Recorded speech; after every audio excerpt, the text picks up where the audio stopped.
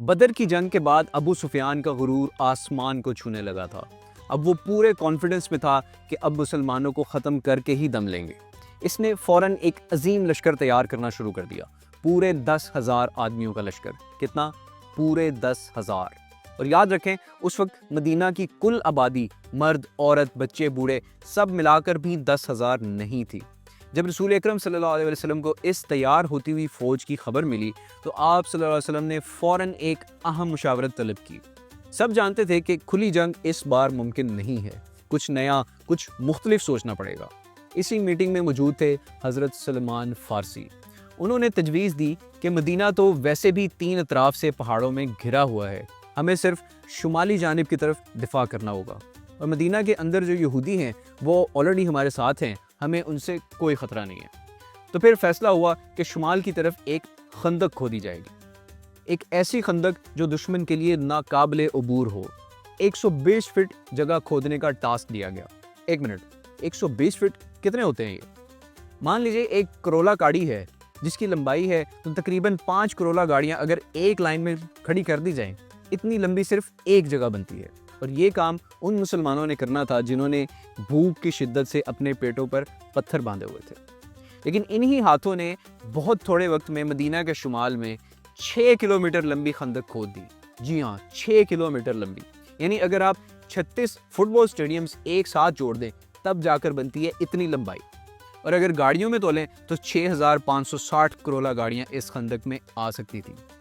اب خندق کھودتے ہوئے ایک بہت بڑا پتھر سامنے آیا تو صحابہ نے نبی کریم صلی اللہ علیہ وسلم کو بلایا۔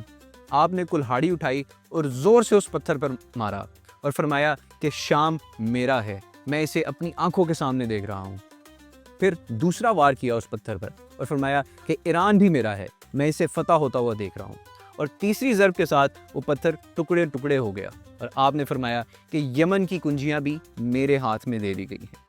یہ الفاظ سن کر صحابہ کرام حیران رہ گئے کہ شام، ایران، یمن، یہ تو اس وقت کی سپر پاورز تھیں، لیکن آج ہم جانتے ہیں کہ وہ علاقے بعد میں اسلام کے زیر نگین آ گئے۔ حالات یہ تھے کہ مسلمانوں کے پاس کھانے کو کچھ نہیں تھا، پیٹوں پر پتھر بندھے ہوئے تھے اور سامنا تھا 10,000 کے لشکر سے، لیکن پھر بھی وہ شام، ایران اور یمن کی فتوحات کے خواب دیکھ رہے تھے۔ جب کفار مدینہ کے باہر پہنچے اور خندق دیکھی تو پریشان ہو گئے۔ یہ تو ان کے تصور سے بھی باہر تھا۔ اگر وہ سرپرائز حملہ کرتے تو مدینہ کا نام و نشان مٹا سکتے تھے، کیونکہ ان کی تعداد مدینہ کے لوگوں سے زیادہ تھی۔ دونوں فوجیں آمنے سامنے تھیں۔ مسلمان خندق کے پیچھے سکون سے بیٹھے تھے، اگر کوئی دشمن آگے آتا تو تیر مار کر ختم کر دیا جاتا۔ یہی نظام کئی دن تک چلتا رہا۔ پھر ایک دن کفار کے ایک گروپ نے خندق پار کرنے کی کوشش کی۔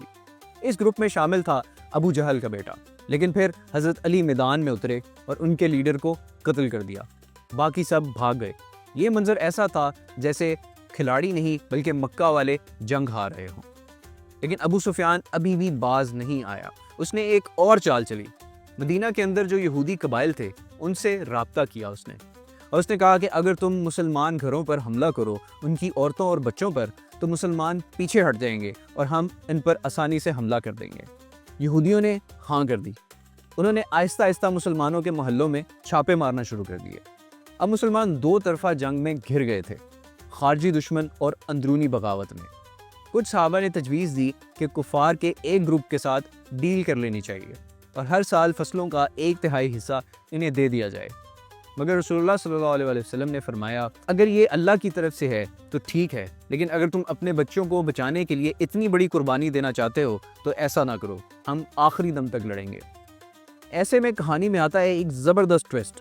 ایک شخص آتا ہے مسلمانوں کے پاس اور کہتا ہے کہ میں مسلمان ہو چکا ہوں، لیکن کسی کو معلوم نہ ہو۔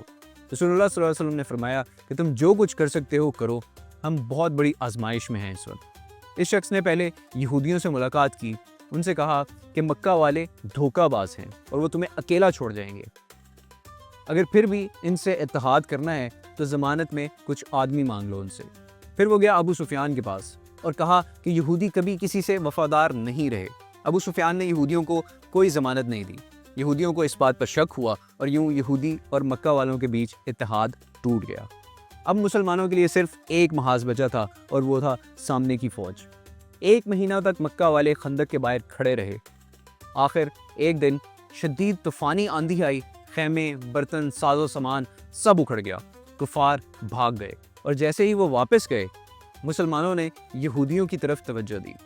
جب رسول اللہ صلی اللہ علیہ وسلم مدینہ تشریف لائے تھے تو ایک معاہدہ ہوا تھا کہ مسلمان اور یہودی اپنے قانون کے مطابق رہیں گے، اور یہودیوں کے قانون میں ایسی غداری کی سزا صرف ایک تھی، مردوں کو قتل کر دیا جائے، عورتوں اور بچوں کو چھوڑ دیا جائے۔ یہ فیصلہ یہودی قانون کے مطابق تھا اور اس سے سب کو سمجھ آ گیا تھا کہ مسلمانوں کے ساتھ اب کھیل کھیلنا ممکن نہیں۔ مدینہ پہلی بار ایک آزاد، محفوظ اور مضبوط ریاست بن چکا تھا، اور نبی کریم صلی اللہ علیہ وسلم صرف نبی ہی نہیں بلکہ ایک حکمران بھی بن چکے تھے۔